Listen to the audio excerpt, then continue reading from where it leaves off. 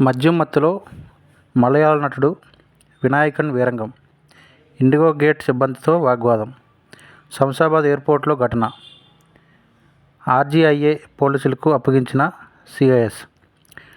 Jailer సినిమాలో విలన్గా popular అయిన మలయాళ నటుడు వినాయకన్ మద్యం మత్తులో వీరంగం సృష్టించిన ఘటన శంషాబాద్ విమానాశ్రయంలో చోటు చేసుకుంది. ఆర్జీఐఏ సిఐ బాలరాజు కథనం ప్రకారం నటుడు వినాయకన్ శనివారం సాయంత్రం గోవా వెళ్లేందుకు కొచ్చిన్లో ఇండిగో విమానం ఎక్కాడు.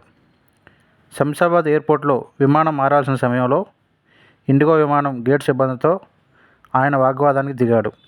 మద్యం మత్తులో ఉన్న ఆయన ప్రవర్తనపై ఇండిగో సిబ్బంది శంషాబాద్ ఎయిర్పోర్టులోని సిఐఎస్ఎఫ్ అధికారులకు ఫిర్యాదు చేయడంతో వినాయకన్ను అధికారులు అదుపులోకి తీసుకున్నారు.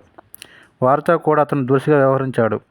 దీంతో సిఐఎస్ఎఫ్ అధికారులు వినాయకన్ను ఆర్జీఐ పోలీసులకు అప్పగించగా సిటీ పోలీస్ యాక్ట్ కింద అతనిపై న్యూసెన్స్ కేసు నమోదు చేశారు. మద్యం మత్తులో అతను దురుసుగా వ్యవహరించినట్లు గుర్తించారు. అనంతరం స్టేషన్ బెయిల్పై విడుదల చేశారు. కాగా పోలీస్ స్టేషన్లో మీడియా పట్ల కూడా వినాయకన్ దురుసుగా వ్యవహరించారు. కాగా గత ఏడాది కూడా ఎర్నాకుళం పోలీస్ స్టేషన్లో వినాయకన్పై న్యూసెన్స్ కేసు నమోదైంది.